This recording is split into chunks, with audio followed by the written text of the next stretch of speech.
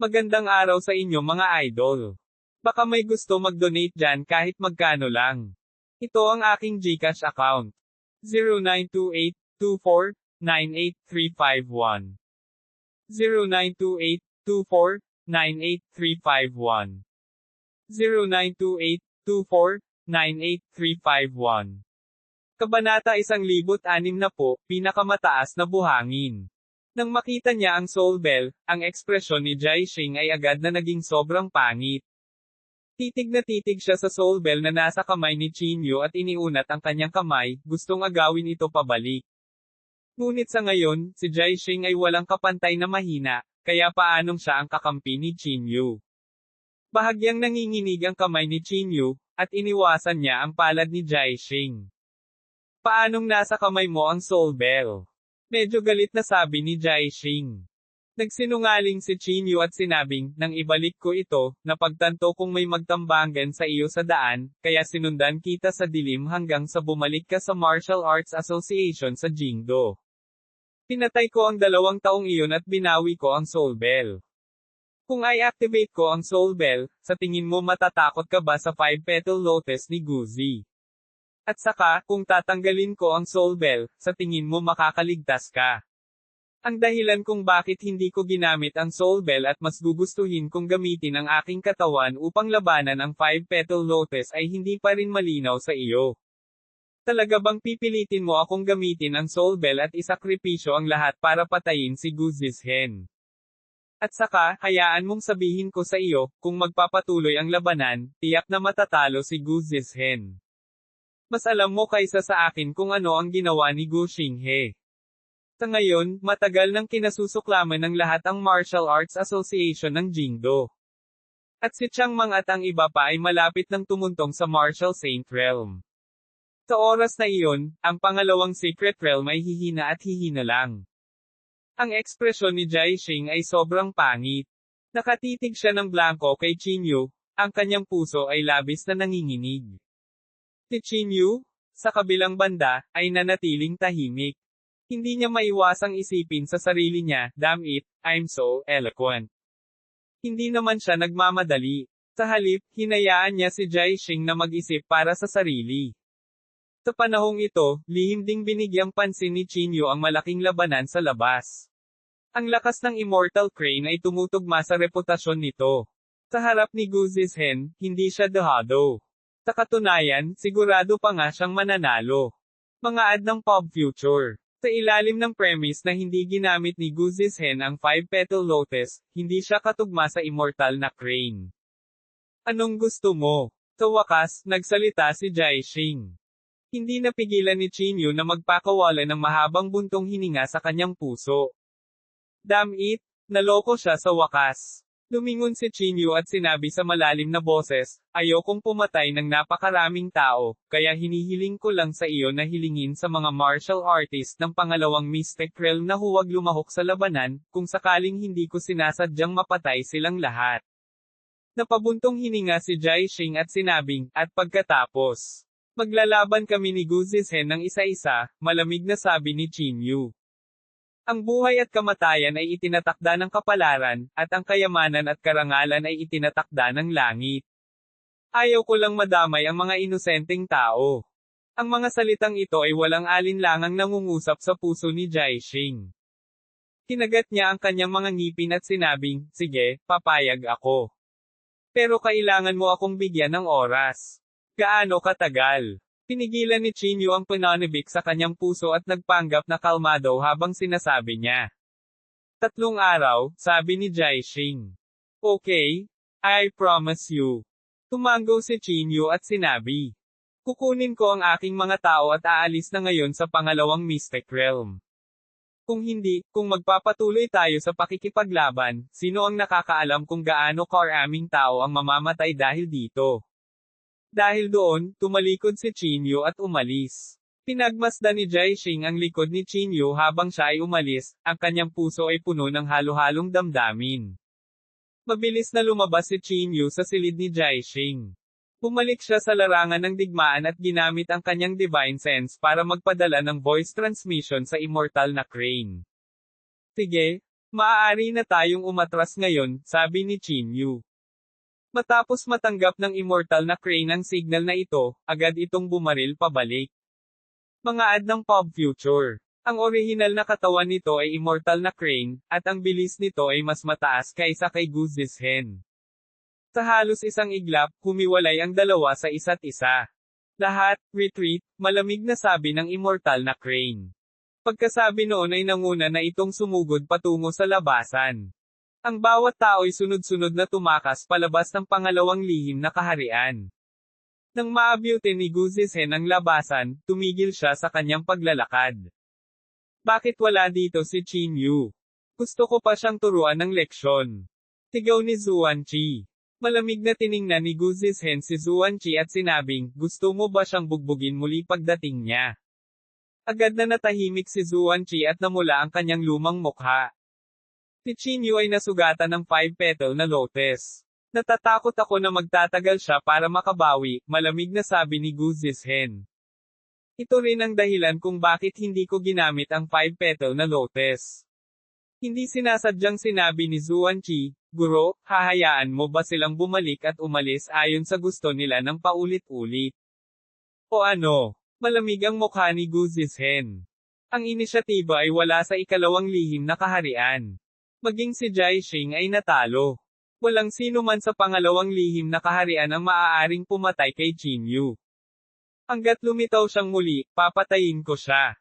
Malamig na sabi ni Guz's Hen. Tuldok tuldok tuldok. Sa kabilang panig, si Chinyu at ang iba pa ay tumakas na pabalik sa Heaven Gate. Paano ito? Tanong ni Jiaxing. May pagmamalaki na sinabi ni Chinyu, sa aking kahusayan sa pagsasalita, syempre hindi ito problema. Pumayag si Jiaxing. Bibigyan ko siya ng 3 araw. Pagkatapos ng 3 araw, pupunta ako sa pangalawang Mystic Realm para labanan si Guz's Hen. Magagamit ko ang 3 araw na ito para isipin kung paano haharapin ang 5-petal na lotus. Hindi ka ba natatakot na magsinungaling siya sa iyo? Tanong ni Immortal Crane sa malalim na boses. Mga ad ng Pop Future. Umiling si Chinyu at sinabing, sa karakter ni Jiaxing, malamang na hindi. Tama si Chinyu. Napakasimple ng puso ni Jiaxing. Maaring ituring siyang purong martial artist. Tumango si Jiang at sinabi. Gayunpaman, malamig na sinabi ng Immortal na Crane, ang mga tao ay may masalimuot na ugali at walang katulad na taksil. Hindi ako naniniwala sa iyong mga pangako.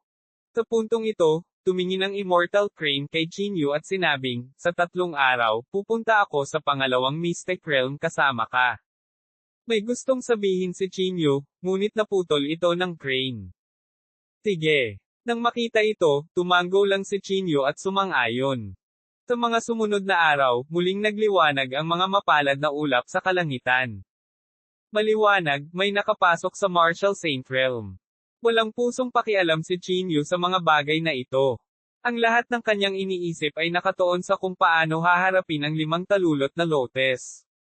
Kinabukasan. Papunta na sana si Chinyu sa Pavilion of Internal Chi ng Martial Arts Association ng Jingdo para humanap ng countermeasure nang bigla niyang naramdaman ang isang kahabag-habag na aura na papalapit. Handlebar Bigot. Hindi man lang lumingon si Chinyu at nahulaan kung sino iyon. Pamulong ang bigot sa manibela, damn it, napigilan ko na ang aking hininga. Paano mo nalaman na ako iyon? Ngumiti si Chinyu at sinabi, maaari mong pigilan ang iyong hininga, ngunit hindi mo mapipigilan ang kaawa-awang aura sa iyong katawan. F*CQ. Hindi naiwasang magmura ng bigot. Lumingon si Chinyu at sinabing, anong ginagawa mo dito? Narinig ito ng may bigot at nakangiting sinabi, hindi mo ba sinasalakay ang ikalawang misteryong lupain kamakailan? Ang ikalawang misteryosong lupain ay dapat na lupain ng mga kayamanan. Kung saan may mga kayamanan, natural na may mga lugar kung saan ang orihinal na katawan ay hindi nawawala. Inilibot ni Chinyu ang kanyang mga mata at sinabing, hindi ka nagpakita sa malaking labanan, ngunit ngayon ay tumalon ka na. Aya. Abala ako sa lahat ng oras na ito, nakangiting sabi ng may bigot.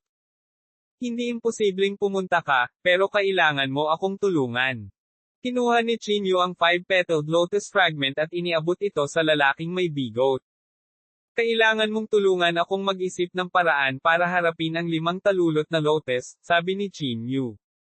Matapos kunin ng may bigot ang lotes na may 5 talulot, napabulalas siya, ito ba ang pinakamataas na buhangin? Kataas-taasang buhangin. Ano iyon? Nagulat na tanong ni Chin Yu. Hindi siya pinansin ng lalaking bigot. Kinuha niya ang fragment ng lotes na may 5 talulot at tumingin sa paligid, pagkatapos ay bumulong, ito talaga ang pinakamataas na buhangin.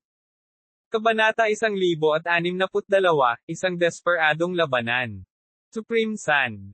Ano ito? Tanong ni Chin Yu. Ikinaway ng lalaking may bigot ang kanyang kamay at sinabing, ito ay isang bagay na ginagamit upang pinuhin ang mga artifact. Hindi mo na kailangang malaman pa. Paano mo nalaman ang lahat? Hindi napigilan ni Chin Yu ang pag-ungol. Kalimutan mo na, huwag na nating pag-usapan ito. Ang dami mong babe. Hindi dapat problema ang pagharap sa 5-petal lotus na ito, di ba? Hinaplos ng bigot sa manibela ang kanyang baba at hindi nagsalita ng mahabang panahon, na para bang tinitimbang niya ang kalamangan at kahinaan. Pumunta siya sa gilid at mahinang bumulong, kung ipahiram ko sa kanya ang babe, baka mapahamak ito para sa akin. Ngunit kung hindi ko ito ipahiram sa kanya, baka mamatay siya sa ilalim ng 5-petal lotus. Hindi na ako magkakaroon ng pagkakataong tumuntong sa pangalawang Mystic Realm. Damn it! Kung wala sa second Mystic Realm, hindi ba ako mawawala? Nakinig si Chin Yu sa kanyang pag-ungol at hindi napigil ang sipin siya sa puwitan mula sa likuran. Dapat mayroong isang babe sa pangalawang lihim na lugar. Iyon ang pinuno sa likod ng Jingdo Martial Arts Association, hindi napigilan ni Chin Yu na sampain. Tinulyapan ng bigot na lalaki si Chin Yu at bumantong hininga. Puntong hininga, kung hindi mo kayang makipaghiwalay sa isang bata, hindi mo mahuhuli ang isang lobo. Kalimutan mo na. Pagkatapos sabihin ito, ang bigot na lalaki ay pinitik ang kanyang palad, at isang lang na kumikislap na may lilang chi ay dumapo sa kanyang palad. Nang makita ni Chin Yu ang gourd na ito, hindi napigilan ni Chin Yu na mabigla, hindi ba ito ang purple gold gourd? Kung tama ang pagkakaalala ko, ibinigay ko sa iyo ang bagay na ito, tama. Damn it, hindi mo man lang matiis na ipahiram sa akin ang bagay na ibinigay ko sa iyo. Kung ibinigay mo sa akin, akin na. Siyempre, nasa akin na kung ibibigay ko o hindi, ang bigot ng manibela. Ads by Pop Future. Ibigay mo sa akin. Inagaw ni Chin Yu ang purple gold gourd. Kung ikukumpara sa unang pagkakataon na nakita niya ang purple gold gourd, tila mas naging misteryoso ang lang na ito. Ang panloob na chi ay patuloy na umaagos pababa mula rito. Makapal at mabigat ang aura. Nang dama po ito sa kanyang palad ay parang isang napakalaking buhangin. Sigurado ka bang kayang labanan ng bagay na ito ang 5-petal na lotus? Tanong ni Chin Yu. Ngumisi ang lalaking may bigot, walang anuman ang 5-petal lotus. Hindi man lang ito karapat-dapat na banggitin sa harap ng aking purple gold gourd. Okay, magtitiwala ako sa iyo sa pagkakataong ito. Kinuha ni Chin Yu ang purple gold gourd. Hayaan mong sabihin ko sa iyo, ang bagay na ito ay napakahalaga para sa akin. Huwag mong sirain ito para sa akin, kinakabahang sabi ng may bigot. Ikinaway ni Chin Yu ang kanyang kamay at sinabing, huwag kang mag-alala. Ibabalik ko sa iyo ang bagay na ito pagkatapos kong masakop ang pangalawang lihim na kaharian. Dahil nasa kanya ang bagay na haharapin ito, hindi na kailangan ni Chin Yu na pumunta sa Martial Arts Association sa Jingdo. Nanatili siya sa Heaven Gate at tahimik na naghintay sa pagdating ng oras. Lumipas ang oras, araw-araw. Sa isang kisap mata, 3 araw na ang lumipas. Maagang umaga, maagang bumangon si Chin Yu at naghanda na pumunta sa pangalawang lihim na kaharian. Ngunit sa oras na ito, sinundan siya ng walang kamatayang crane. Sasama ako sa iyo, sabi ng immortal na crane. Ads by Pop Future. Alam ni Chin Yu na hindi siya makakatanggi, kaya tumango siya at sinabing, okay. Kaya naman, bumangon silang dalawa at sumugod patungo sa pangalawang lihim na kaharian. Ito ang pangatlong beses na inatake nila ang pangalawang lihim na kaharian. Ang pagkakaiba ay hindi nagdala ng malaking grupo ng mga tao si Chin Yu sa pagkakataong ito. Dahan daw ang bumukas ang gate ng pangalawang Secret Realm, at pumasok si Chinyu at ang Immortal Crane dito. Bilis, pumunta at ipaalam sa Realm Master na narito si Chinyu. Sigaw ni Zuan-Chi. Hindi na kailangan. Sa sandaling ito, lumitaw ang figure ni Gu Zizhen sa malapit. Lumutang siya habang nasa likod ang mga kamay. Pagkatapos, isang gintong liwanag ang lumutang mula sa palad ni Gu Zizhen at dumapo sa direksyon ng exit. Ito ay isang lihim na kayamanan na ibinigay sa kanya ng mga nakatataas. Maaari nitong aisil ang lihim na kaharian na ito para pigilan si Chinyu na makatakas. Napatingin si Gu Zizhen sa likod ni Chinyu at Nishan, kayong dalawa lang. Tayong dalawa ay sapat na, malamig na sabi ni Chinyu. Hindi napigilan ni Gu Zizhen na tumawa ng malakas. Chinyu, nababaliw ka na ba? Ngumisi si Chinyu. Hindi ko alam kung baliw ka ba o hindi, pero tiyak na papatayin kita ngayon. Patayin mo ako. Bahagyang pinaikit ni Gu Zizhen ang kanyang mga mata. Baka sa kanyang mga mata ang kakaiba at palihim. Ads by Pop Future. At ang tinging ito ay nagparamdam kay Chinyu na may mali. Hindi kaya, si Jaixing ang nagpaalam kay Gu Zizhen. Sa tingin mo ba ay nasa ilalim mo ang lahat? Tumaas ang kilay ni Gu Zizhen. Habang nagsasalita siya, pinalibutan siya ng libu-libong martial marquee. Nang makita ang eksenang ito, ang ekspresyon ni Chinyu ay agad na naging medyo pangit. I know it. You people are unreliable, malamig na sabi ni Immortal Crane. Walang masabi si Chinyu. Hindi niya akalain na magsisinungaling si Jaixing sa kanya. Itaas mo siya. Sa sandaling ito, ikinaway ni Gu Zizhen ang kanyang kamay. Pagkatapos, nakita niya si Jaixing na pinalaki ng dalawang tao. Ang kanyang panloob na chi ay pagod na pagod, at siya ay napakahina. Matagal ko nang natuklasan ang iyong negosyo, ngumuso si Gu Zizhen. Isang bakas ng pagkalito ang bumungad sa mukha ni Chinyu. Hindi ba nila sinabi na ang mga taong ito ay lubos na kumbinsido kay Jaixing? Sa sandaling ito, pinipigilan si Jaixing, kaya bakit wala silang kahit kaunting reaksyon? Tila napansin ni Gu Zizhen ang pagkalito ni Chinyu. Inilagay niya ang kanyang mga kamay sa kanyang likuran at walang pakialam na sinabi, mukhang hindi mo pa rin nauunawaan ang isang prinsipyo. Ang kita ay palaging ang unang bagay. Hanggat ang kita ay sapat, kahit sino ay maaaring magtaksilan sa iyo. Habang nagsasalita siya, ang libu-libong martial marquee na ito ay sumabog kasama ang enerhiya ng chi sa parehong oras. Ang siksik at mabigat na panloob na chi ay papalapit sa Chinyu at Immortal Crane. Pati silang dalawa ay nakaramdam ng bakas ng pressure. Mukhang nakatalikod lang tayo sa pader, malamig na sabi ni Immortal Crane. Kumunot ang noo ni Chinyu at sinabing, pero, paano kung hindi na kaya ng pangalawang Mystic Realm? Iligtas muna natin ang ating buhay.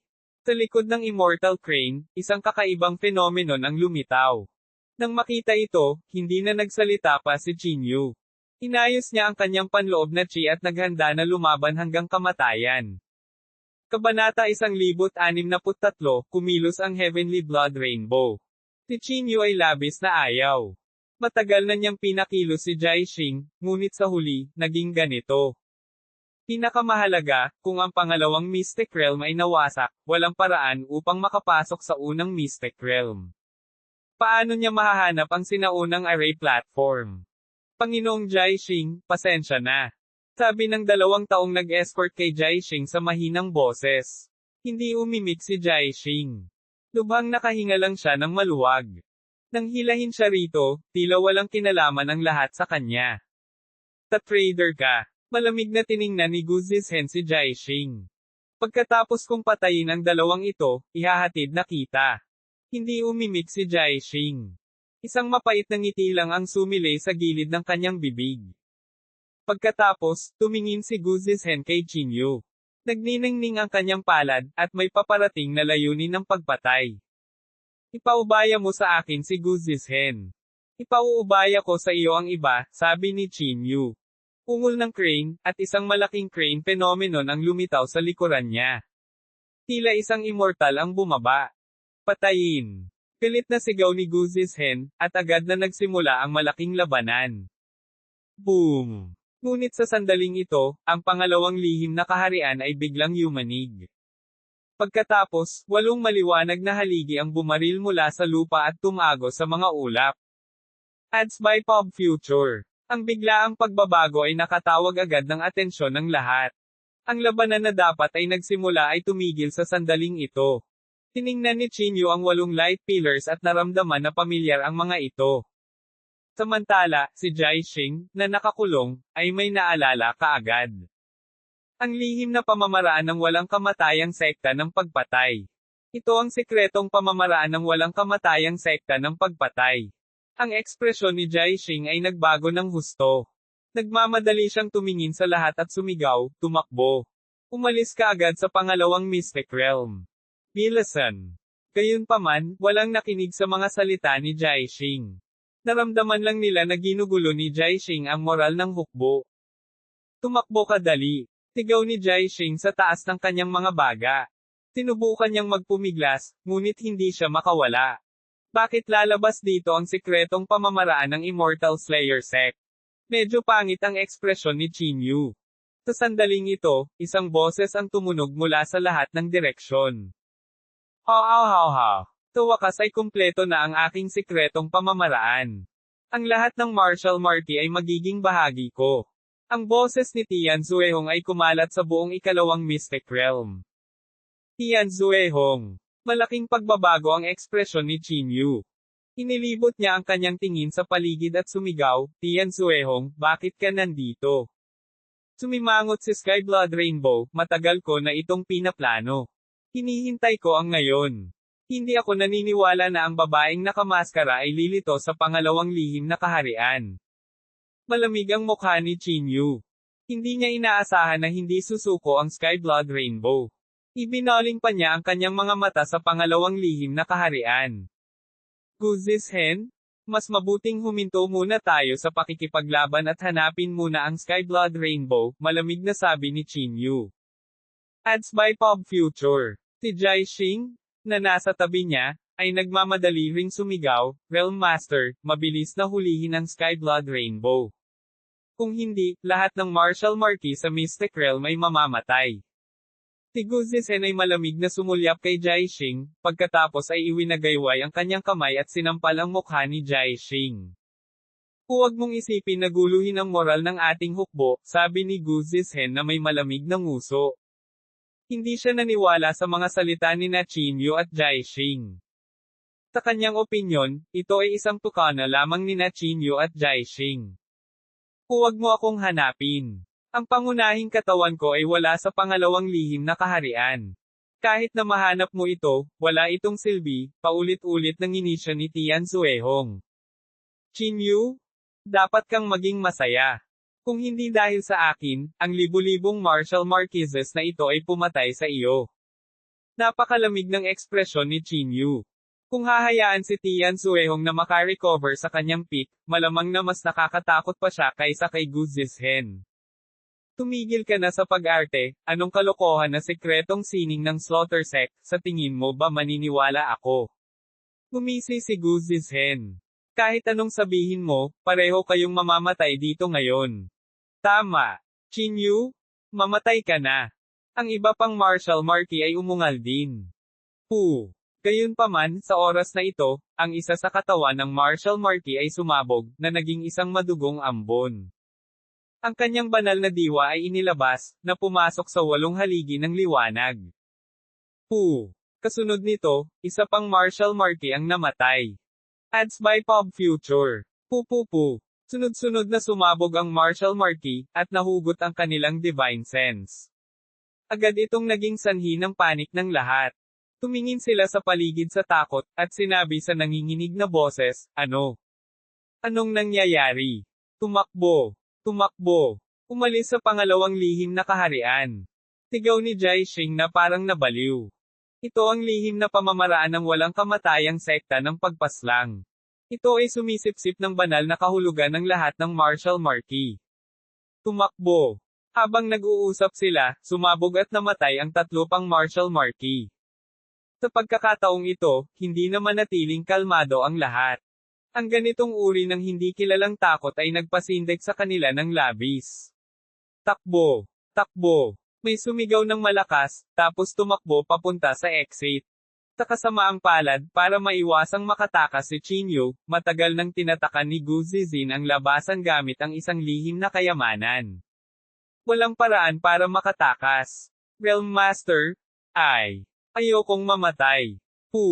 Bago pa man siya makatapos magsalita ay sumabog na ang kanyang katawan. Ang ekspresyon ni Chinyu ay sobrang hindi magandang tingnan. Nang makita ang sunod-sunod na martial marquee na namatay sa kanyang harapan, bahagyang nakaramdam din ng kalungkutan ang kanyang puso.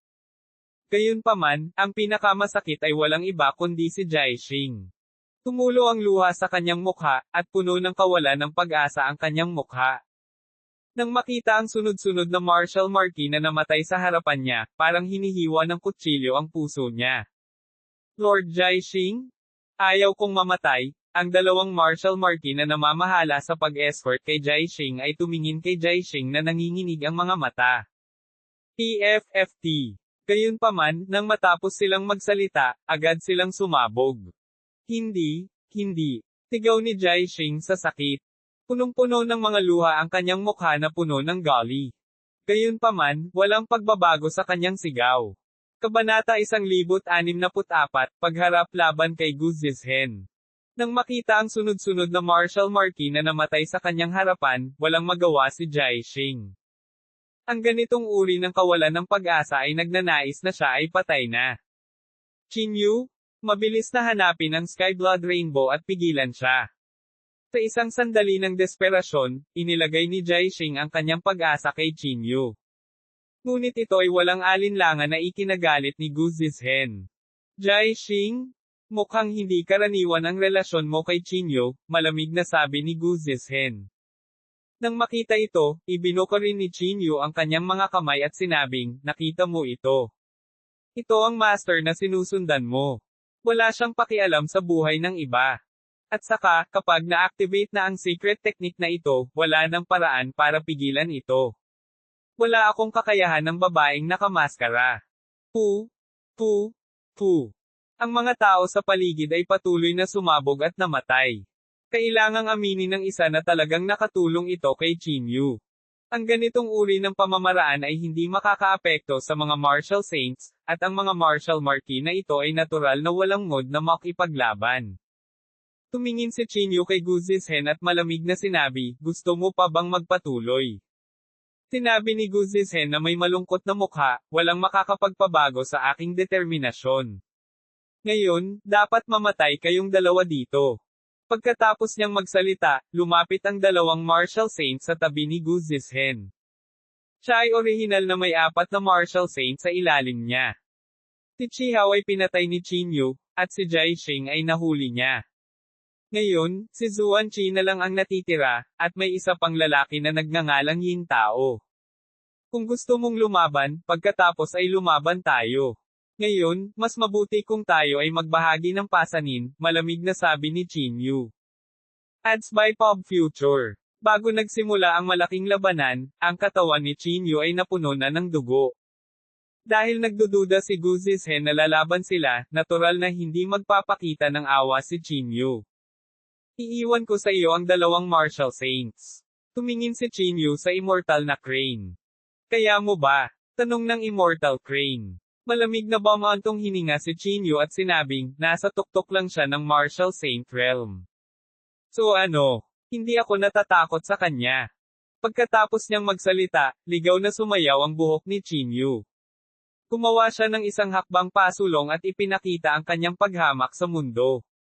Ang matandang mukha ni Gu Zizhen ay puno ng kasamaan. Ang maladaga niyang mga mata ay naglalabas ng matinding layuning pumatay. Munting bastard, pinayagan kitang tumira sa ilalim ng aking ilong sa mahabang panahon. Hindi na ako gagawa ng pagkakamaling ito. Habang nagsasalita siya, si Gu Zizhen ay nagpakawala ng galit na galit at ang panloob na chi mula sa kanyang buong katawan ay agad na sumabog sa sukdulan.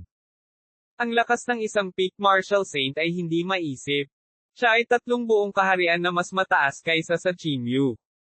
At ngayon, tatawid si Chinyu sa mga kaharian at lalaban. Wala siyang lakas ng loob na itago ang kanyang lakas. Ang kapangyarihan ng banal na dragon ay sumabog sa isang iglap. Kasabay nito, inilabas ni Chinyu ang 5 bundok at inilagay ito sa kanyang kaliwang kamay. Ang 5 bundok ay nagbuga ng matinding pressure na nagmukhang Diyos ng digmaan si Chinyu. Boom! Nagkusa si Gu Zizhen na umatake. Ikinumpas niya ang kanyang kamay at isang marilag na chi ang sumabog. Hindi nilayo ni Chinyu na kunin ito ng direkta. Isinagawa niya ang Shingshiractor at umatras ng 12 metro. Pagkatapos, inihagis niya ang 7 palad ng kalungkutan. Ikinaway ni Gu Zizhen ang kanyang kamay at madaling nabasag ang 7 palad ng kalungkutan. Ads by Pop Future. Tinapakan niya ang pangunahing landas at nakarating sa harap ni Chinyu. Ang kanyang mahabang buhok ay naging tanikala at iginapos ang mga paa ni Chinyu. Pumunta ka sa impyerno. Gamit ang kapangyarihan ng mahabang buhok, mabilis na inatake ni Gu Zizhen si Chinyu. Isang napakaitim na matalim na talon ang lumitaw sa kanyang palad, nakatutok sa dibdib ni Chinyu. Nanlamig ang mukha ni Chinyu, at nagmamadali niyang inilabas ang 5 bundok ng karangalan sa kanyang kamay. Isang makapal at mabigat na puwersa ang agad na tumakip sa katawan ni Gu Zizhen. Agad na bumagsak ang katawan ni Gu Zizhen, at sa isang kisap mata, siya ay napahiga sa lupa. Sinamantala ni Chinyu ang pagkakataong makalaya, at pagkatapos ay mabilis na dumulas ang kanyang mga kamay, na bumubuo ng isang misteryosong mahusay na selyo. Ang selyo ay kumikinang sa palad ni Chinyu at lumaki ng palaki. Para itong gilingang bato na bumagsak. Ang ekspresyon ni Gu Zizhen ay lubhang nagbago. Puno siya ng galit. Pagkatapos ng isang malakas na dagindong, talagang niyanig niya ang 5 taluktok ng kataas-taasang bundok. Nakaharap ang kanyang palad sa dakilang selyo. Boom! Isang malakas na putok ang sumabog sa sandaling ito. Void after void was shattered and was slowly recovering. Hindi maiwasan ni Chinyu na mabigla. Ang guzi na ito ay talagang pambihira. Madali niyang nagawang makalaya mula sa bundok ng 5 taluktok. Munting bastard, dapat kang mamatay. Tila gustong tapusin ni Gu Zizhen ang labanan ng mabilis. Direkta niya talagang pinakawalan ang 5-petal na lotus. Ang 5 talulot na lotus ay nagbuga ng makinang na liwanag. Sa isang pitik ng kanyang lantang kamay, isang bulaklak ng lotus ang lumipad patungo kay Chinyu. Ang mapangwasak na kapangyarihan sa bulaklak ng lotus ay hindi maiwasang mapakilos. Ads by Pop Future. Hindi nang ahas si Chinyu na gamitin ang kanyang pisikal na katawan para labanan ito. Nagmamadali niyang inilabas ang purple gold gourd at nag-inject ng tipak ng spiritual chi dito. Sa isang iglap, ang lilang liwanag ay nagpapaliwanag sa langit at lupa, at ang nakakatakot na pagbabago-bago ay dumaan sa lahat ng direksyon. Ang kapangyarihang nakapaloob sa lilang liwanag ay hindi maipaliwanag. Parang jet, bumulwak ito mula sa bakana ng long at sinalubong ang 5 talulot na lotus. Boom! Sa banggaan na ito, ang buong kawalan ay malapit ng gumuho. Isang malaking piraso ng espasyo na parang piraso ng general ang nahulog sa lupa, nagsiwalat ng kakaiba at misteryosong itim.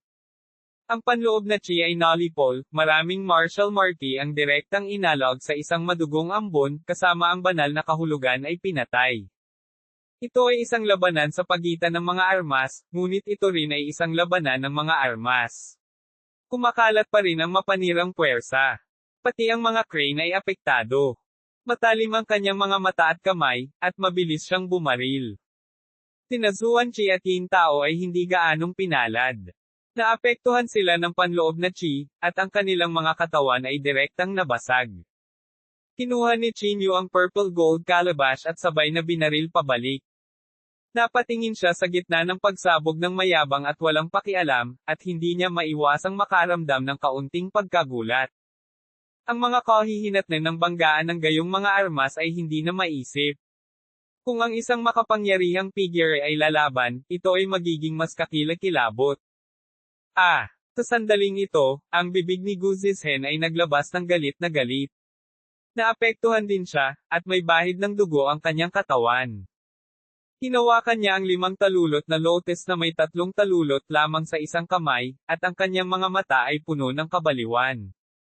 Munting bastard, mayroon ka talagang kayamanan. Pinunasan ni Guzisen ang dugo sa kanyang mukha, at ang kanyang mga mata ay puno ng puot. Hinawakan ni Chinyu ang purple gold gourd sa kanyang kanang kamay at ang bundok na may 5 taluktok sa kanyang kaliwang kamay, na hindi nagpapakita ng takot sa kanyang mukha. Guzisen? Ang iyong 5-petal lotus ay maaaring gamitin ng hindi hihigit sa 3 beses, habang ang aking purple gold gourd ay maaaring gamitin ng walang katapusan.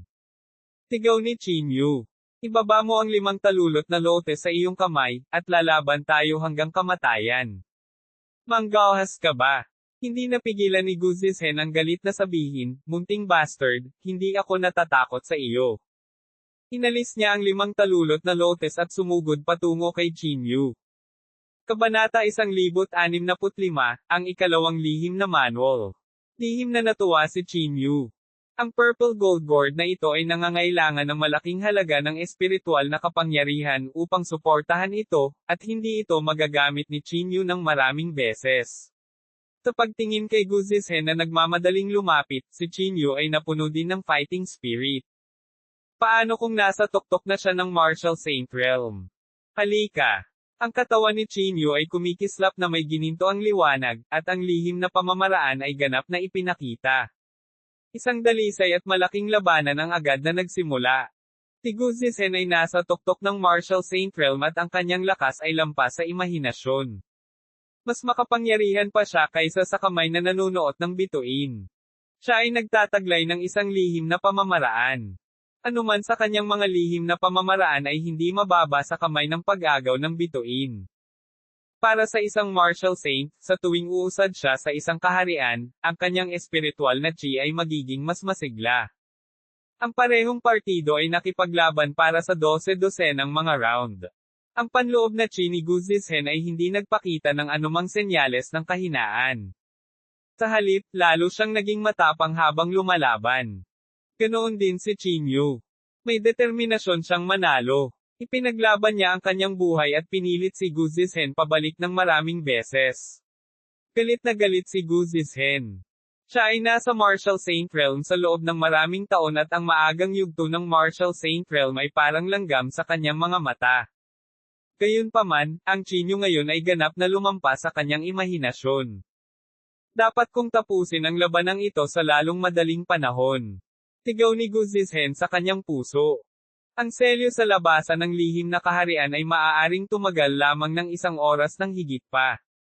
Akala niya ay mabilis niyang matatapos ang labanan, ngunit hindi niya inaasahan na magiging napakahirap harapin si Chinyu. Bang! Ads by Pop Future. Hawak ni Chinyu ang malawak na kapangyarihan ng dagat sa kanyang kamay, at tinalo niya ang buong Mystic Realm hanggang sa manginig ito.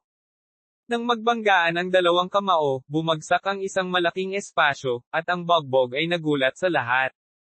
Pagkatapos ng lahat, ang Mystic Realm ay hindi isang tunay na mundo.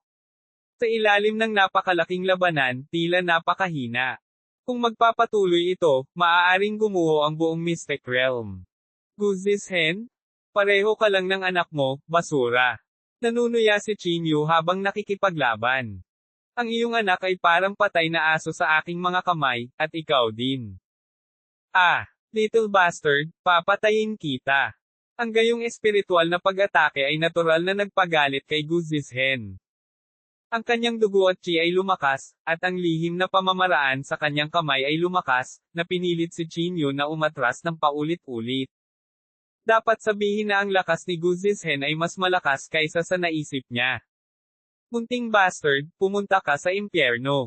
Kumalaw ang isip ni Guzisen, at ang isang napakaitim na sibat ay talagang nakaunat mula sa kawalan ng pangalawang lihim na kaharian. Ang sibat ay walang katulad na matalim, at halos tumusok ito sa katawan ni Chinyu sa isang iglap. Sinamantala ni Guzisen ang pagkakataong ito at tahimik na umawit ng spell. Ang sibat ay tila nag-ugat sa katawan ni Chinyu, kumalat sa kanyang mga panloob na organo, at pagkatapos ay dumiretso ito sa kanyang primordial spirit. Lihim na naramdaman ni Chinyu na hindi maganda ang hitsura. Huminga siya ng malalim at sabay na sinuntok gamit ang 2 kamay, humampas kay Guzisen. Maging si Guzisen ay hindi nang ahas na pabayaan ang gayong nakakatakot na kapangyarihan. Pansamantala lang siyang maaaring sumuko sa ideyang durugin ang primordial spirit ni Chinyu at umalis. Ads by Pop Future. Ang labanan ay tumagal na ng mahabang panahon. Parehong puno ng dugo ang katawan nila. Bahagyang humihingal si Chinyu, at nagbuga ng sinag ng liwanag ang kanyang katawan.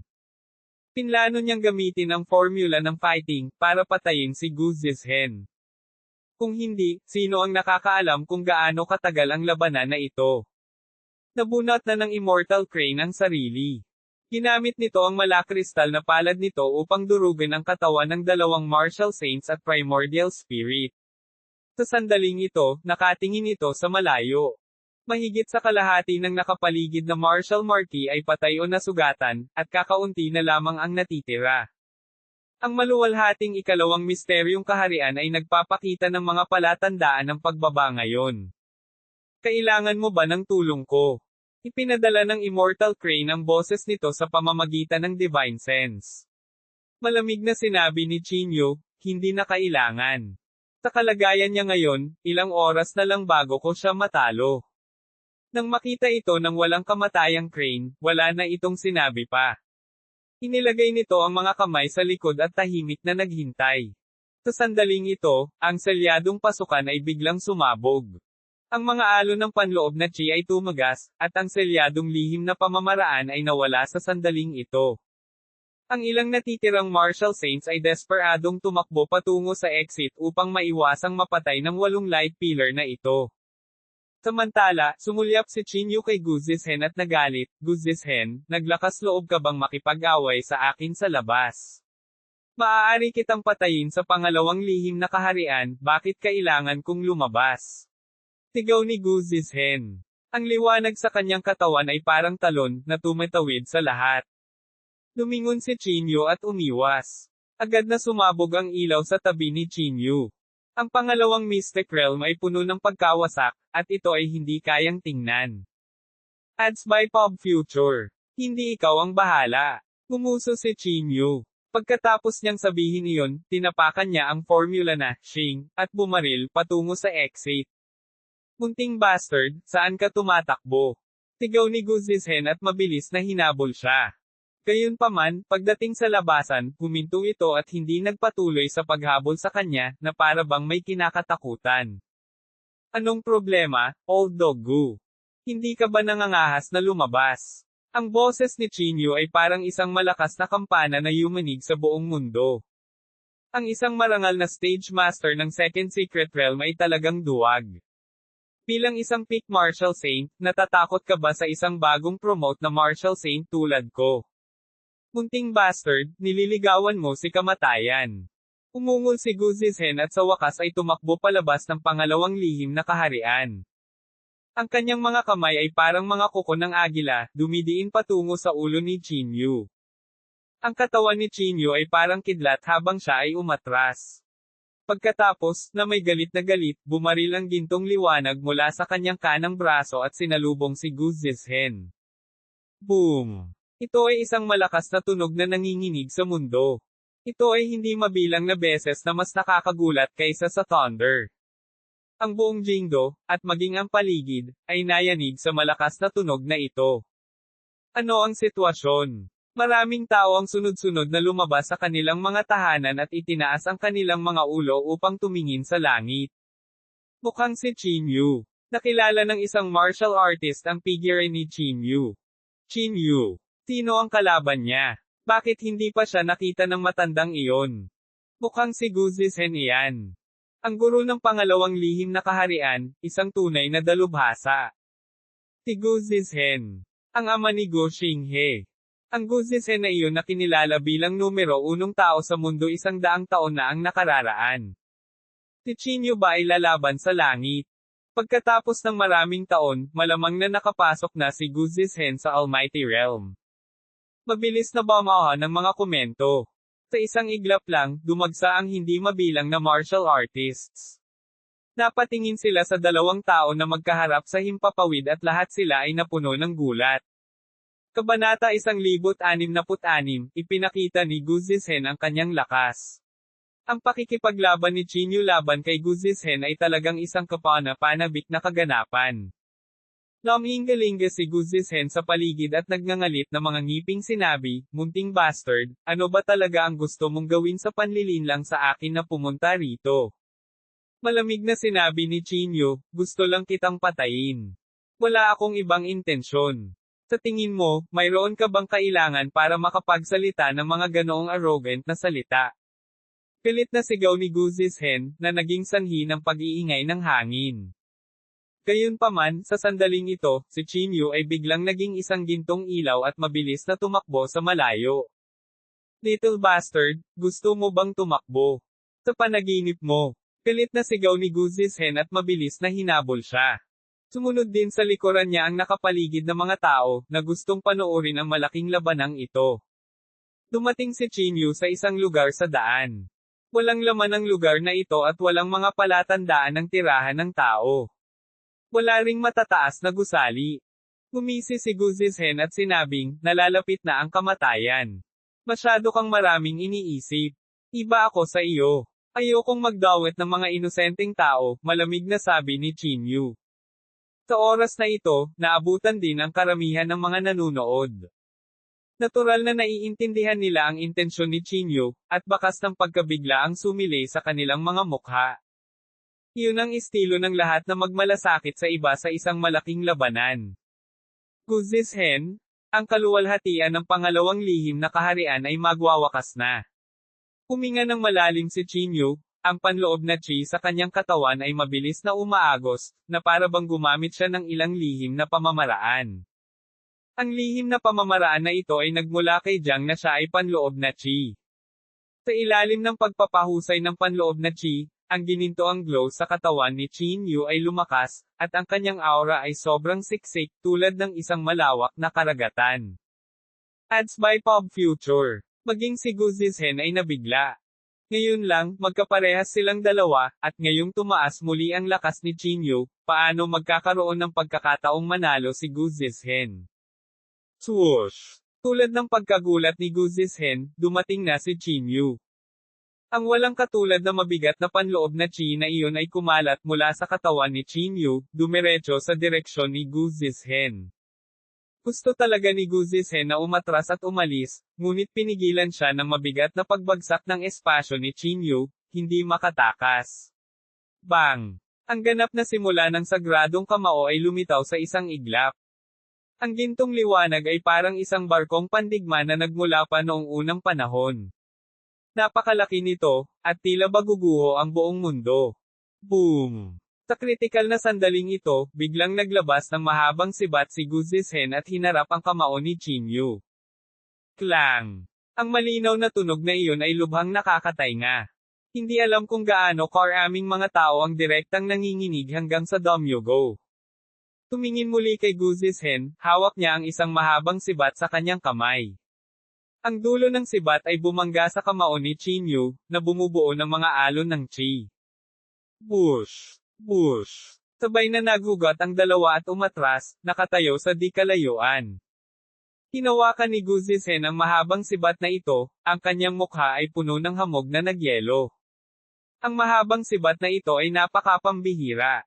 Hindi alam kung anong uri ng material ang ginawa nito, ngunit sa ilalim ng sikat ng araw, naglalabas ito ng kakaibang itim na glow. Ads by Pop Future. Hinawakan ni Guzishen ang sibat gamit ang isang kamay. Seryoso ang kanyang ekspresyon, na para bang nabigla siya sa lakas ni Chinyu. Buzz! Biglang umatake si Guzishen. Ang mahabang sibat sa kanyang kamay ay tumusok sa hangin. Sa isang paghinga, may 3 hakbang at 28 hampas ng sibat. Halos magliyab ang hangin. Ang maladragon na sibat na iyon ay parang isang makapal at malakas na kinang, at ito ay dumiretso sa Chinyu. Tinapakan ni Chinyu ang karakter na Shing, at bumaril ng paurong ng paputok. Bago nakahinga ng maluwag si Chinyu, si Guzishen ay sumaksak ng daan-daang beses. Dang-dang-dang! Sa halos isang iglap, 12-dosenang mga butas ng dugo ang lumitaw sa katawan ni Chinyu, kahit na inilantad ang kanyang malagim na puting buto. Nang makita ito ng lahat, nagulat silang lahat. Masyadong nakakatakot ang mahabang sibat sa kamay ni Guzishen. Ito ay parang isang banal na sandata, na dumudurog sa langit at lupa saan man ito mahawakan. Ang ekspresyon ni Chinyu ay napakaseryoso. Kung hindi niya ginamit ang Shincharacter, sapat na ang ilang hampas na ito para makabasag ng kanyang katawan. Mamatay. Muling umungal si Gu Zizhen. Sa pagkakataong ito, hinawakan niya ang sibat gamit ang dalawang kamay. Ang dulo ng sibat ay gumuhit sa kalangitan, at isang malabahagharing sinag ng banal na liwanag ang tumama patungo kay Chinyu. Si Chinyu ay natural na hindi maghihintay sa kanyang kamatayan. Mabilis na gumalaw ang kanyang mga kamay, at talagang nag-condense ng parang bundok na gintong liwanag. Ito ang condensation ng purong panloob na chi. Ito ay walang katulad na makapal at mabigat, tulad ng isang gintong bundok o isang bola ng nagngangalit na apoy. Boom! Ang ginintoang liwanag ay hamarang sa harap ni Chinyu at napigilan ang makapangyarihang mahabang sibat. Ads by Pop Future. Gayunpaman, hindi basta-basta susuko si Gu Zizhen. Hinawakan niya ang sibat gamit ang dalawang kamay at biglang sinaksak, diretsyong tumusok sa Golden Mountain. Mag-ingat ka. Nang makita ito, nagbago ng husto ang ekspresyon ng immortal na Crane. Gusto niyang tumulong, ngunit huli na. Patay ka. Malakas na sigaw ni Gu Zizhen. Ang mahabang sibat ay tumusok sa katawan ni Chinyu, ngunit ang nakakagulat ay ang spearhead ay direktang tumagos sa katawan ni Chinyu at pagkatapos ay dumaan. Ha! Nagbago ang mukha ni Gu Zizhen. Bigla niyang na-realize na may mali. Ito ay isang after image. Ito ay isang after image na naiwan ng matinding paggamit ng line formula. Si Gu Zizhen, na may maraming karanasan sa pakikipaglaban, ay mabilis na nag-react, ngunit huli na ang lahat. Naramdaman na lamang niya ang mga alon ng init na dumudurog mula sa itaas ng kanyang ulo, nasusunog ang kanyang damit sa isang iglap. Nanliit ang kanyang balat sa sandaling ito. Pagtingin niya sa itaas, nakita niya ang dalawang kamay na humihila ng nakakatakot na gininto ang liwanag, bumabagsak na parang araw at buwan. Boom! Ang spell ay napakalakas, na tumatama sa likod ni Gu Zizhen. Nakayuko ang kanyang likod, at iniluwan niya ang isang subo ng dugo nang bumagsak ang kanyang katawan sa lupa. Lumitaw ang mga bitek sa lupa, at hindi nagtagal, gumuho ang malalaking bahagi ng lupa. Nang makita ito ng lahat, silang lahat ay sumipsip ng malamig na hangin. Nagtagumpay si Chinyu. Ang dating numero 1 tao sa mundo, si Gu Zizhen, ay talagang nabasag sa lupa. Sa sandaling ito, ang liwanag ng sibat ay bumubulusok mula sa lupa na parang spring onion, diretsyong tumusok kay Chinyu. Nagmamadaling umiwas si Chinyu. Ang mahabang sibat ay dumampi sa baba ni Chinyu at lumipad sa hangin. Tumingin ka sa itaas ng ulo mo. Biglang umungal ang Immortal Crane. Tumangala si Chinyu at nakitang nagliliyab ang mahabang sibat. Ang flames ay parang mga banal na phoenix mula noong sinaunang panahon, mabilis na bumabagsak pababa. Hindi maganda. Palihim na naramdaman ni Chinyu na hindi maganda ang mga bagay. Kung gusto niyang umiwas ngayon, halatang huli na ang lahat. Kabanata 1067, ang pagbaba ng mga nakatataas. Ito ay tulad ng isang banal na phoenix na bumaba mula sa langit. Sa isang nakakabinging sigaw, diretso itong sumugod kay Chinyu. Hindi na nakaiwas si Chinyu. Gumamit lang siya ng suntok para basagin ang 10,000 sining para salubungin ito ng direkta. Boom! Tinamaan ng kamao ni Chinyu ang Divine Phoenix, ngunit wala itong silbi. Ang kanyang katawan ay walang awa na nabasag, at ang mga piraso ng laman at dugo ay tumalsik kung saan-saan. Nang makita ang eksenang ito, lahat ay natakot. Gaya ng inaasahan kay Gu Zizhen. Ang lakas niya sa pakikipaglaban ay talagang nakakatakot. Mukhang matatalo si Chinyu, bamantong hininga ang lahat. Siya ay masyadong nababalisa. Kung siya ay pumasok sa ibang menor de edad na kaharian, tiyak na hindi niya lalabanan si Gu Zizhen ng ganito. Ang ekspresyon ng Immortal Crane ay lubhang hindi magandang tingnan. Nagbago siya sa kanyang tunay na anyo at bumaril patungo kay Chinyu. Ang ulan ng dugo na pumuno sa kalangitan ay nagmula sa katawan ni Chinyu. Ito ang sure kill technique ni Guzi. Ito ay walang kapantay na kakilakilabot. Ngunit sa sandaling ito, ang katawan ni Chinyu ay mabilis na muling bumubuo. Mga hibla ng asul na liwanag ang lumabas mula sa kanyang katawan, mabilis na pinagdugtong ang kanyang laman at dugo sa isa. Ito ang kapangyarihan ng heavenly tribulation. Isa rin itong pamamaraan na naintindihan ni Chinyu noong makalangit na kapigatian. Sa sandaling ito ay lubusang naiintindihan. Sa panahon ng heavenly tribulation, ang katawan ni Chinyu ay nawasak ng paulit-ulit, ngunit ito ay muling binuo sa kidlat. Ngayon, umaasa din si Chinyu sa natitirang makalangit na kapigatian upang muling buuin ang kanyang pisikal na katawan. Sa pagtingin kay Chinyu na nakatayo muli sa harap ng lahat, ang ekspresyon ni Gu Zhishen ay agad na naging sobrang pangit. Ads by Pop Future. How is this possible? Bakas ng galit ang bumungad sa kanyang matanda na mukha. Sa sandaling ito, may asul na kapangyarihan na namamalagi sa paligid ng katawan ni Chinyu, at paminsan-minsan, maririnig ang mga kaluskos. Ito ang kapangyarihan ng elemento ng kidlat, at sa kritikal na sandaling ito, sa wakas ay naglaro ito.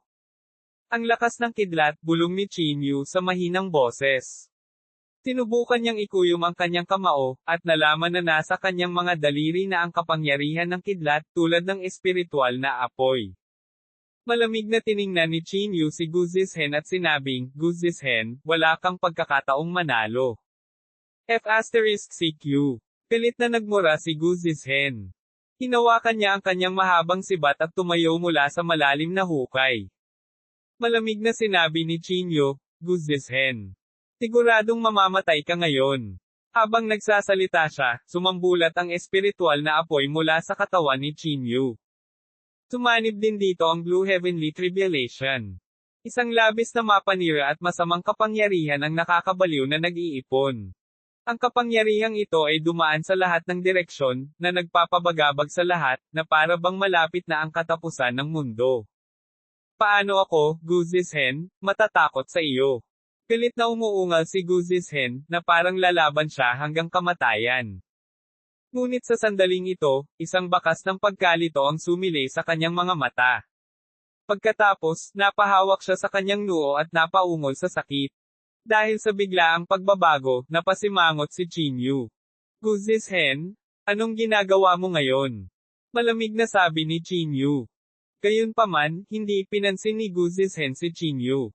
Ang kanyang mga mata ay duguan habang hawak niya ang kanyang ulo ng mahigpit, tila napakasakit.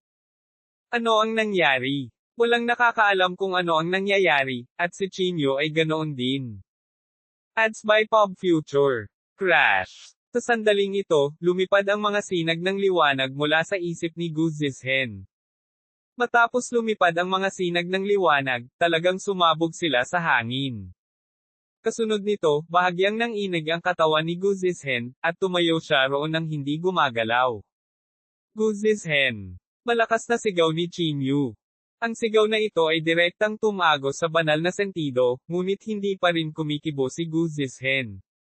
Samantalahin mo ang pagkakataong patayin siya. Malakas na sumigaw ang isang tao. Bahagyang tumango si Chinyu.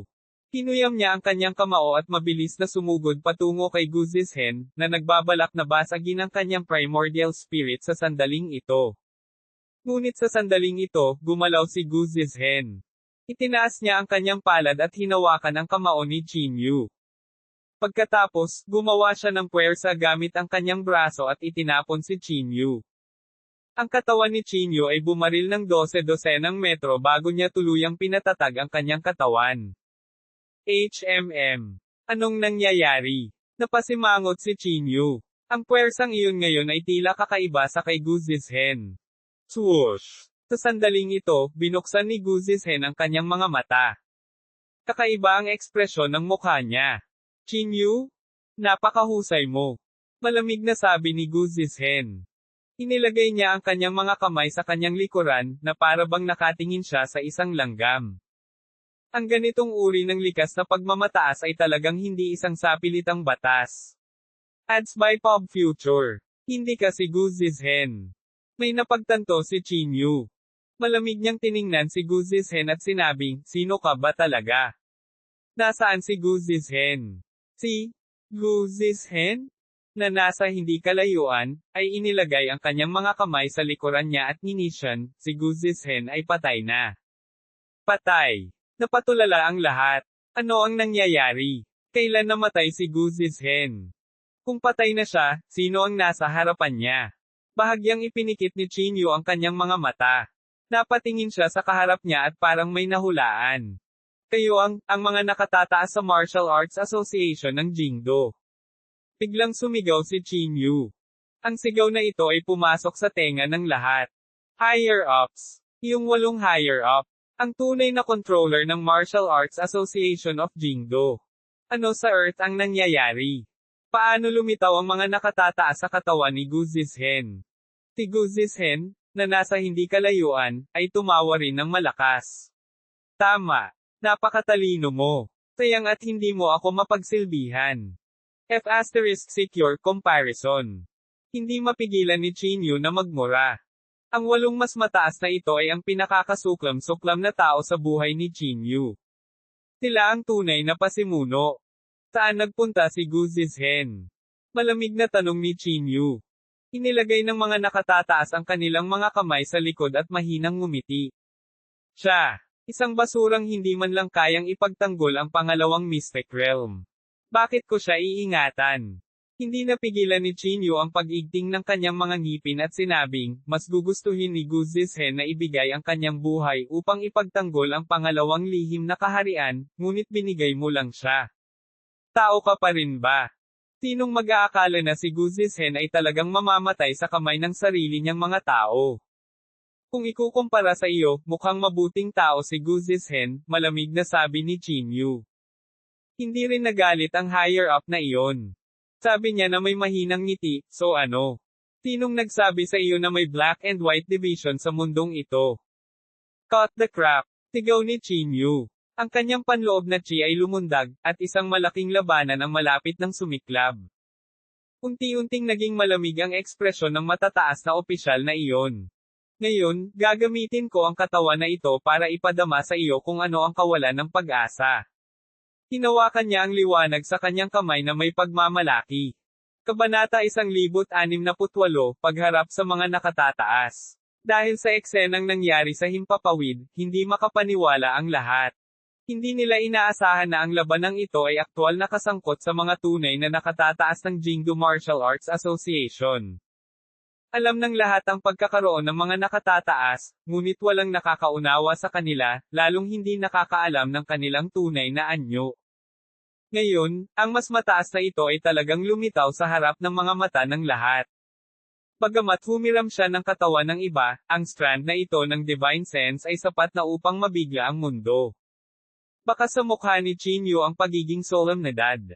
Ang lakas ng mga nakatataas ay hindi maarok. Sila ay nasa Almighty Realm man lang. Ito ang pagkakaiba ng isang pangunahing kaharian. Napakahirap na tumawid dito.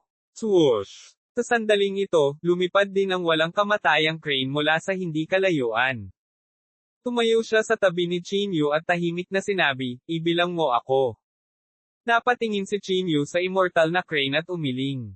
Hindi na kailangan. Ako na mismo ang haharap sa kanya. Sumimangot ang immortal crane at sinabing, hindi na ngayon ang oras para magpakitang gilas. Pinunasan ni Chinyu ang dugo sa kanyang mukha at nakangising sinabi, hindi ako nagpapakita. Gusto ko lang malaman kung gaano kalaki ang agwat sa pagitan ko at ng isang makapangyarihang figure. Ads by Pop Future. At, this is just a strand of his divine sense, not his actual body.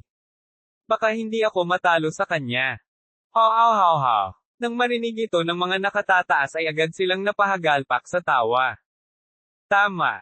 Hindi ko talaga magagamit ang 100% ng aking lakas, ngunit ang kalahati ng aking lakas ay sapat na upang mapuksa ang isang langgam na tulad mo. Ang mga nakatataas ay nagsabi ng labis na mayabang. Hindi na nagsalita pa si Chinyu. Ang kanyang buong katawan ay sumabog sa napakatalino na liwanag. Sa pagharap sa napakagandang eksperto, walang takot si Chinyu sa kanyang puso. Sa halip, umaapaw ang kanyang layunin sa pakikipaglaban. Niyanig ng abot langit na layunin ng labanan ang mundong ito. Maging ang mga nakatataas ay naalarma sa matinding labanan sa katawan ni Chinyu. Kumunot ang kanyang mga kilay, at sinabi niya na may malamig na ngiti, nakaka-interes. Sa totoo lang hindi ka natatakot kapag kaharap ang isang makapangyarihang figure. Mukhang hindi mo alam kung ano ang ibig sabihin ng maging isang makapangyarihang figure. Cut the crap, sigaw ni Chinyu. Mabangis na sumasayaw ang kanyang buhok habang hawak niya ang bundok ng 5 taluktok sa kanyang kamay at humakbang patungo sa mga matataas. Or you really will fight him yourself? Sumimangot si Immortal Crane. Napabuntong hininga si Chinyu at sinabing, huwag kang mag-alala. Kilalanin ang iyong sarili, kilalanin ang iyong kaaway, at mananalo ka sa bawat laban. Dahil doon, umungal si Chinyu, at ang gintong liwanag sa buong katawan niya ay sumabog sa sukdulan. Ang kanang kamao na iyon ay direktang naging bola ng gininto ang kulay, at halos imposibleng makita ang laman nito. Ang mga matataas na tao ay nasa likod ng kanilang mga kamay, at ang kanilang mga mata ay parang nakatingin sa isang langgam. Hindi nila inilagay si Chinyu sa kanilang mga mata. Pumunta ka sa impyerno. Ads by Pop Future. Natapakan ni Chinyu ang formula ng salita na Xing, at sa isang iglap, nakarating siya sa harap ng mga nakatataas. Ang nanginginig sa langit at nanginginig na gininto ang kamao, na may gumugulong na kapangyarihan at hindi matatalo na hangarin sa labanan, ay walang awa na inilabas. Sa isang iglap, parang nanginig ang buong espasyo. Ang suntok na ito ay may kapangyarihang basagin ang lahat. Niyayanig ng mayfly ang puno, hindi mo alam ang buhay at kamatayan. Malamig na umungol ang mga nakatataas. Bahagya niyang itinaas ang kanyang palad para salubungin si Chinyu. Boom! Ang suntok na iyon ay malakas na tumama sa kanang kamao ng mga nakatataas. Sa sandali ng banggaan, bahagyang nagbago ang ekspresyon ng mga nakatataas. Ang lakas ng suntok na ito ay higit pa sa kanyang imahinasyon. Nagmamadali niyang ginamit ang kanyang spirit energy para protektahan ang kanyang katawan, ngunit nabasag pa rin ito ng isang suntok. Ang buong palad niya ay agad na naging madugong ambon at sumabog. Ang sariwang dugo ay nakakalat sa kalahati ng langit, parang patak ng ulan na bumagsak. Nagulat ang lahat. Nipatikit sila ng bibig, parang hindi makapaniwalang totoo ang nangyayari sa harapan nila. Kung mas malakas ka, mas malakas ka. Kapag kaharap ang isang makapangyarihang figure, maaari kang sumabog na may ganoong siksik na layunin ng labanan, sabi ng Immortal na Crane sa mahinang boses mula sa gilid. Nang muli siyang tumingin sa mga nakatataas, ang kanyang ekspresyon ay walang kabuluhan, at ang kanyang mga mata ay pumutok na may matinding layuning pumatay. Hindi katakataka na nagawa mong sirain ang pundasyon na pinaghirapan natin sa loob ng 100 taon, malamig na sabi ng mga nakatataas. Ads by Pop Future. Chinyu, pag-isipan ito. Kung sasali ka sa amin, maibibigay ko sa iyo ang pinakamahusay na mapagkukunan, na magbibigay daan sa iyo na talagang makapasok sa walang talo na kaharian. Ngumisi si Chinyu, F*CQ, ayokong kasabwat kayong mga hayop. Malamig ang mukha ng mas mataas. Pinaikit niya ang kanyang mga mata at sinabing, kung gayon, matitiis ko lang ang sakit at papatayin ka. Pagkasabi niyon, dahan-daang itinaas ng higher up ang kanyang mga palad at bahagyang dumula sa ere, na para bang may ginagawa siyang top-tier spell. Ang lupa ay nag-crack sa isang iglap, na parang hindi nito kayang tiisin ang puwersa, ngunit parang isang dakilang daw ang bumagsak sa lupa. Isang malaking divine cauldron ang lumitaw sa pagitan ng kanyang mga kamay. Ang banal na kaldero na ito ay parang isang maliit na mundo, na naglalabas ng mga alon ng banal na kapangyarihan. Sa isang malapit na pagtingin, mayroong libu-libong mga banal na hayop na tumatakbo sa loob ng banal na kaldero. Tinakpin ng mga sinaunang marka ang banal na kaldero. Si Chinyu ay hindi pa nakakita ng ganoong pamamaraan. Isang pamamaraan na umasa sa sariling great daw ay walang kapantay. Lahat ng naroon ay nakaramdam ng pagkabalisa. Ang divine cauldron na iyon ay tila kayang durugan ang buong mundo. Bago lumitaw ang banal na kaldero, ang enerhiya ng Chi na kumakalat ay durog na sa katawan ni Chinyu, na naging dahilan upang maglabas ito ng mga tunog ng crack. Ang gininto ang liwanag ay tila nasa bingit ng pagkabasag. Sa sandaling ito, hindi nang ahas si Chinyu na maging masyadong mayabang. Bago pa man ang laban, naramdaman ni Chinyu ang nakakatakot na agwat sa pagitan ng dalawang panig. Kung lumapag ang banal na kaldero, malamang nadudurog nito ang kanyang katawan at primordial spirit sa mga piraso. Chinyu, mabilis na umatras. Ganoon din ang pakiramdam ng Immortal Crane. Ang kanyang banal na pakiramdam ay lubhang sensitibo. Dahil sa panganib na iyon, tumindig ang lahat ng balahibo sa kanyang katawan. Umiling si Chinyu at sinabing, mayroon akong sariling mga hakbang. Haha, ignorant brat, hindi mo alam ang kalawakan ng langit at lupa. Hinawakan ng mga nakatataas ang kaldero gamit ang isang kamay at ninisyan. Bibigyan kita ng isa pang pagkakataon. Hanggat handa kang sumunod sa akin, hindi lamang kita papatayin, kukunin din kita bilang aking alagad at hahayaan kang tamasahin ang walang katapusang kayamanan at kaluwalhatian. Paano na? Malakas na tanong ng mga nakatataas. Pinaikit ni Chinyu ang kanyang mga mata at sinabing may ngiti na hindi isang ngiti, hindi ito masamang ideya. Hehe, mukhang pinag-isipan mo. Tumaas ang kilay ng mga nakatataas at sinabing. Ngumisi si Chinyu at sinabing, nakakalungkot na hindi magkapareho ang landas ng mga tao at aso. Pag-usapan natin ito kapag naging tao ka na sa susunod mong buhay. Kabanata 1069, ang kapangyarihan ng Sky Blood Rainbow. Bago pa mabigla ang lahat, tinanggihan na ni Chinyu ang mga nakatataas. Ang mga tao sa paligid ay tila nakaramdam ng panghihinayang. Kung maaari silang kumuha ng isang makapangyarihang figure bilang kanilang Panginoon, kung gayon maaari silang maglakad ng walang hadlang sa mundong ito. Maaari pa nga silang maging bagong pinuno ng Martial Arts Association of Jingdo, pati na rin ang Master of the Second Secret Realm. Ngunit sa ilalim ng napakagandang tukso, talagang tinanggihan siya ni Chinyu. Dahil iyon ang kaso, kung gayon ay tiyak na hindi kita kayang panatilihin. Kung hindi, ikaw ay tiyak na magiging isang sakuna. Ang tono ng mas mataas ay napakalamig. Hinawakan niya ang Divine Cauldron sa kanyang kamay at sumigaw, sayang ang talentong tulad mo. Go and die. Sa sinabi nito, ang banal na kaldero sa kanyang kamay ay umindayog patungo kay Chinyu. Sa isang iglap, lumitaw ang mga gintong pattern sa ilalim ng Divine Cauldron. Ang mga pattern na ito ay tila ang tunay na Great Dao. Talagang tinatapakan ng Divine Cauldron ang Great Dao. Paano ito haharapin ni Chinyu? Nagbago ang ekspresyon ng Immortal Crane. Isinaaktibo nito ang kababalaghan ng demonyong hayop, naglalayong bayaran si Chinyu at labanan ang banal na kaldero ng magkasama.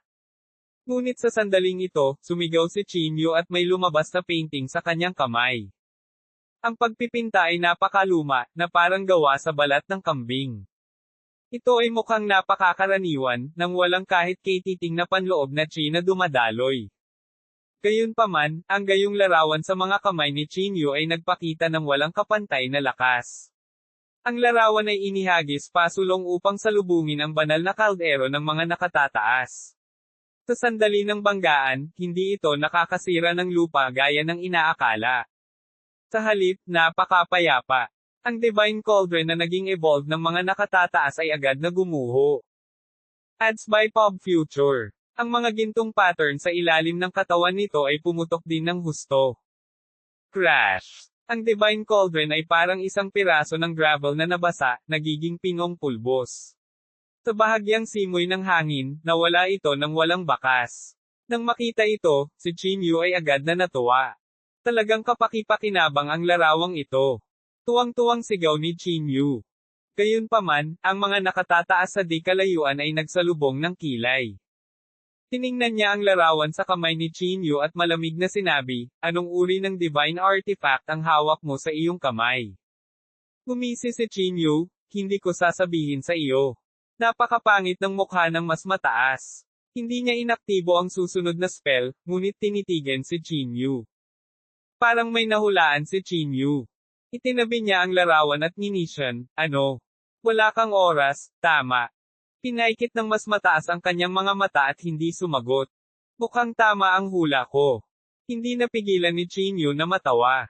Maaari mo lamang ipadala ang strand na ito ng Divine Sense. Ang isang strand lang ng Divine Sense ay kayang magpakita ng 50% ng kapangyarihan nito. Ibig sabihin, ang iyong Divine Sense ay tiyak na hindi magtatagal. Sa tingin mo na sa pamamagitan ng pamamaraan sa iyong mga kamay, tiyak na mapapatay mo ako, tama. Sa kasamaang palad, binaygo kita. Walang sinabi ang mga nakatataas. Sa sumunod na segundo, bigla siyang bumaril patungo sa direksyon ng Jingdo Martial Arts Association. Natigilan ang lahat. Tila hindi nila nahulaan ang kahalagahan ng mga aksyon ng mga nakatataas. Hindi maganda. Gusto niyang sirain ang pangalawang lihim na kaharian. Biglang may naisip si Chinyu. Ads by Pop Future. Pilasan mo at pigilan mo siya. Si Chinyu ay hindi nang ahas na mag-antala. Nagmamadali niyang tinapakan ang Shinshiractor at mabilis na hinabol. Gayunpaman, ang mga nakatataas na iyon ay nasa Almighty Realm. Kahit na ginamit ni Chinyu ang karakter na Shing, hindi pa rin siya makakahabol.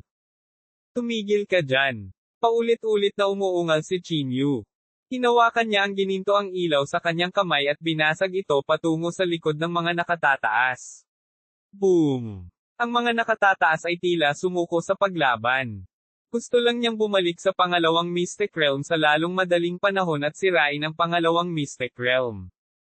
Ang kamao ni Chinyu ay parang gininto ang ulan habang patuloy itong bumabasag patungo sa kanyang katawan.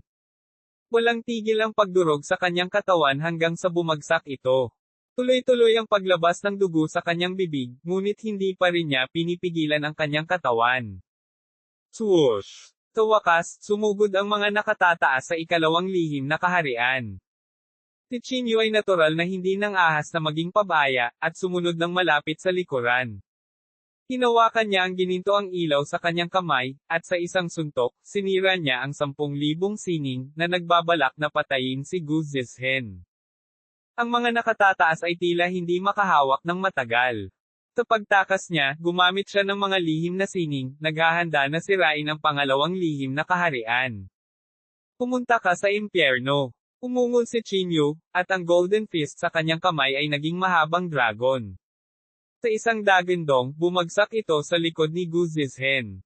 Hindi. Ang mukha ni Jai Xing ay puno ng takot. Wala siyang pakialam sa kanyang mga pinsala at sinubukan niyang protektahan si Gu Zizhen. Gayunpaman, siya ay nasugatan, kaya paano niya ito mapipigilan? Boom! Ads by Pop Future. Ang suntok na ito ay tuluyang nabasag ang katawan ni Gu Zizhen. Nawala din ang spell sa kamay niya. Nang makita ito, agad na nakahinga ng maluwag si Chinyu. Malapit na iyon, sabi ni Chinyu sa mahinang boses. Samantala, si Jai Xing, na nasa lupa, ay may malungkot na ekspresyon sa kanyang mukha, at ang kanyang mga mata ay puno ng bakas ng sakit. Tinulyapan siya ni Chinyu at sinabing, hindi siya si Gu Zizhen. Si Gu Zizhen ay patay na. Habang nagsasalita siya, lumabas mula sa katawan ni Gu Zizhen ang strand ng Divine Sense na iyon mula sa mga nakatataas. Ang multo na ito ay malamig na tumingin kay Chinyu at sinabing, Chinyu, maraming beses mong sinira ang mga plano ko. Hindi kita bibitawan. Gumisi si Chinyu at sinabing, huwag kang magsalita ng walang kwentang bagay. Natatakot ako na itong strand of divine sense mo ay walang magagawa. Tumawa ang nakatataas at sinabing, mabuti iyan, mabuti iyon. Huwag kang mag-alala. Bubuksan ko ang daanan sa pagitan ng una at ikalawang lihim na kaharian sa lalong madaling panahon. Kapag dumating ang panahong iyon, tiyak na bababa ako kasama ang aking tunay na katawan. Sige, hihintayin kita, malamig na sabi ni Chinyu. Pagkatapos sabihin iyon, iwinagayway ni Chinyu ang kanyang kamay at direktang pinunasan ang bakas ng divine sense na ito. Bumagsak ang katawan ni Gu Zizhen sa lupa. Nang walang suporta ng kanyang primordial spirit, ang mga sugat sa kanyang katawan ay mabilis na nagmana at naging isang tumpok ng meat paste sa isang kisap mata. Tumingin si Jai Xing kay Gu Zizhen na nakahiga sa lupa, puno ng sakit ang mukha. Tinulyapan siya ni Chinyu at sinabing, ilibing mo siya. Itinaas ni Jai Xing ang kanyang ulo at tumingin kay Chinyu. Wala siyang sinabi. Pinulot lang niya ang piraso ng bulok na karne ni Gu Zizhen. Pagkatapos, tumingin si Chinyu sa 8 light pillars na itinayo sa pangalawang secret realm. Ang bagay na ito ay hindi nawala, sabi ni Chinyu sa mahinang boses. Ang walang kamatayang crane ay umungol at nagsabi, kung wala ang pangunahing katawan, saan napupunta ang kapangyarihang hinihigop ng lihim na sining na ito? Pagkatapos ng paalala ng walang kamatayang crane, biglang may naisip si Chinyu. Tama. Ang pangunahing katawan ng Skyblood Rainbow ay wala sa pangalawang lihim na kaharian. Ayon sa kapangyarihang ito, dapat itong umasa sa ilang tagadala ng ikalawang lihim na kaharian. Naalarma na sabi ni Chinyu. Bilisan mo at hanapin ito. Baka makuha natin ang kapangyarihang ito bago ang Skyblood Rainbow. Kabanata 1070, ang galit na Yan Jinyaw. Hindi nawala ang 8 haligi ng liwanag. Sa hangin, maliban sa amoy ng dugo, mayroon ding kakaibang panloob na chi. Hindi nag-aksaya ng oras sina Chinyu at Immortal Crane. Agad nilang sinimulan ang paghahanap para sa kapangyarihan ng Skyblood Rainbow sa pangalawang Mystic Realm. Sa kasamaang palad, hinanap na nila ang buong pangalawang Mystic Realm, ngunit hindi pa rin nila mahanap ang kapangyarihang dala ng Mystic Technique na ito. Kakaiba iyon. Baka kinuha na niya ito. Bahagyang napasimangot si Chinyu. Ang Immortal Crane ay umiling at sinabing, mahirap sabihin. Noong umalis tayo sa pangalawang lihim na kaharian, walang nakakaalam kung nakabalik na siya. Walang sinabi si Chinyu. Matapos mag-isip sandali, umiling siya at sinabing, malamang. Sa karakter ng Heavenly Blood Rainbow, kung nakuha niya ang kapangyarihang ito, tiyak na tatalon siya at sisigaw. Hindi siya tatahimik gaya ng ngayon. Iyon ay nangangahulugan na may problema sa paraan na hinahanap namin, sabi ng Immortal na Crane sa mahinang boses. Bahagyang tumango si Chinyu, pagkatapos ay ngumiti at sinabing, ngunit hindi na kailangang mag-alala. Si Gu Zizhen ay patay na. Ang pangalawang Mystic Realm na ito ay naging isang bagay na walang may-ari. Mahihintay na lang natin siya dito. Sa pagtingin sa mga bahid ng dugo sa paligid niya, medyo hindi komportable si Chinyu. Kahit na maraming tao ang namatay sa kanyang mga kamay, nahirapan pa rin si Chinyu na tanggapin ang katotohanan na napakaraming inosenteng tao ang namatay dito. Manatili tayo dito sa ngayon, sabi ni Chinyu. Bahagyang tumango si Immortal Crane at sinabing, kailangan nating samantalahin ang pagkakataong ito para makahanap ng daan patungo sa unang Mystic Realm. Ads by Pop Future. Medyo nabahala si Chinyu nang ilabas ang paksang ito. Ayon sa sinabi ng mga nakatataas, ang kanilang tunay na katawan ay dapat na umiiral sa unang Mystic Realm. Pagkatapos ng labanang ito, malinaw na naramdaman ni Chinyu ang lakas ng isang makapangyarihang figure. Sa kanyang kasalukuyang lakas, wala siyang pagkakataong manalo. Kahit na humarap siya sa isang makapangyarihang figure na may 50% lamang ng kanyang lakas, napakababa ng kanyang tsansa na manalo. Kung padalos-dalos siyang pumunta sa unang Mystic Realm, malamang na mamatay siya sa kanilang mga kamay. Pagkatapos ay sinabi ng mga nakatataas na buksan nila ang daanan sa pagitan ng una at ikalawang Mystic Realm sa lalong madaling panahon. Bakit kailangan nating humanap ng paraan? Bahagyang napabuntong hininga si Chinyu. Hindi umimik si Immortal Crane. Natural na alam niya ang pagkakaiba ng lakas sa pagitan niya at ng dalubhasang iyon. Ang pangalawang Mystic Realm ay tiyak na may lihim na kayamanan. Sana, pagbutihin natin ang ating lakas bago iyon. Kinawayan ni Chinyu ang kanyang kamay at sinabi. Iyon lang ang kaya nilang gawin ngayon. Inilibing ni Jaixing si Gu Zizhen sa tuktok ng isang bundok. Lumuhad siya sa gilid ng bundok sa buong gabi, na para bang binabantayan niya si Gu Zizhen.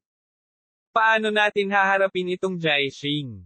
Tumayo ang Immortal Crane sa harap ng bintana at nagtanong habang nakatingin sa malayong tuktok ng bundok. Sinabi ni Chinyu, patay na si Gu Zizhen. Wala na dapat dahilan para tanggihan niya ulit kami. Baka makakuha tayo ng ilang kapaki-pakinabang na impormasyon mula sa kanya. Ads by Pop Future. Bahagyang tumango ang walang kamatayang Crane, sang-ayon sa pahayag na ito. Ang labanan sa ikalawang lihim na kaharian ay sa wakas ay natapos na. Sa sandaling ito, halos lahat ng nasa labas ng mundo ay pinag-uusapan ang bagay na ito. Ang labanang ito ay walang alinlangan na maitatala sa mga talaan ng kasaysayan. Walang inaasahan na ang napakalaking pangalawang lihim na kaharian ay mahuhulog ng ganito. Marahil si Chinyu ang magiging susunod na Martial Arts Association ng Jingdo. Puntong hininga, ang mga uwak sa mundo ay kasing itim ng dilim. Sa anumang oras, hindi sila dapat mag-isa. Kung hindi, sa amin, ito ay isang kalamidad. Walang makakapidyo sa lakas ni Chinyu. Mas matandang henerasyon man o nakababatang henerasyon, walang maikukumpara sa kanya. Sa pagtingin sa iba't ibang komento, si Yan Jingyao ay nakaramdam lamang ng mga alon ng galit. Siya ang orihinal na numero unong tao sa mundo, ngunit ngayon ay naging background na siya ni Qin Yu. Paano niya ito natitiis? Hindi ako naniniwala na hindi ako kapareha para sa kanya, Qin Yu, malamig na sabi ni Yan Jingyao, ang kanyang mga mata ay puno ng ayaw. Tama. Agree din ako sa sinabi mo. Sa sandaling ito, isang boses ang biglang dumating. Sinabi ni Yan Jingyao nang hindi lumingon, Sky Blood Rainbow. Talagang buhay ka pa. Bakit? Nagulat ka ba? Inilagay ni Sky Blood Rainbow ang kanyang mga kamay sa likod niya at dahan-daang naglakad sa likod ni Yan Jingyao. Ads by Pop Future. Sa sandaling ito, isang kakilakilabot na presyon ang lumabas sa katawan ni Yan Jingyao. Sa ilalim ng pressure na ito, ang katawan ni Tian Zuehong ay agad na nasa ilalim ng matinding presyon at hindi niya maiwasang yumoko. Bagamat sinubukan niya ang kanyang makakaya upang labanan, si Tian Zuehong, na hindi pa nakapasok sa Martial Saint Realm, ay hindi kalaban ni Yan Jingyao. Isa ka lang half-step Martial Saint. How dare you come to my Yan family and act so presumptuously? Malamig na sabi ni Yan Jingyao. Pilit na inalalayan ni Tian Zuehong ang kanyang katawan at sinabing, Yan Jingyao, nandito ako para tulungan ka. Tulungan mo ako. Tinaas ni Yan Jingyao ang kanyang kilay at ninisyan, bakit kailangan ng pamilya kong yan ang tulong mula sa iba? Ngumisi si Tian Zuehong, Yan Jingyao, hindi mo ba napagtanto ang katotohanan? Sa pagbagsak ng pangalawang Mystic Realm, ang bentahe ng iyong pamilya yan ay matagal nang nawala. Ang mga mag-aaral ni Yan Jingyao ay biglang nagsikip, at isang malaking puwersa ang agad na bumagsak. Bang! Ang buong katawan ni Tian Zuehong ay agad na bumagsak sa lupa. Ano? Wala kang lakas ng loob na harapin ito. Gumisi si Tian Zuehong, tumutulo ang dugo mula sa kanyang bibig. Medyo hindi magandang tingnan ang ekspresyon ni Yan Jingyao. Ayaw man niyang aminin, iyon ang totoo.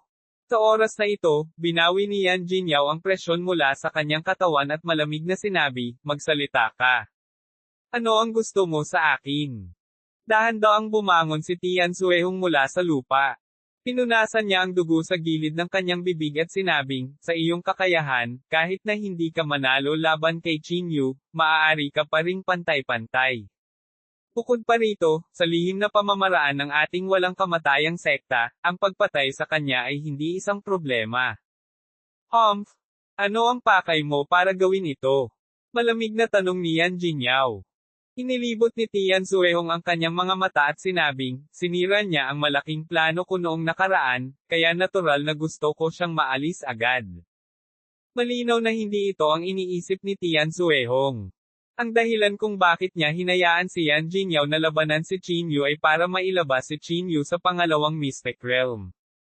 Sa ganitong paraan, nagkaroon siya ng pagkakataong makalusot sa pangalawang Mystic Realm at alisin ang kapangyarihan ng 10,000 martial marquises spiritual senses, para mabawi ang kanyang lakas.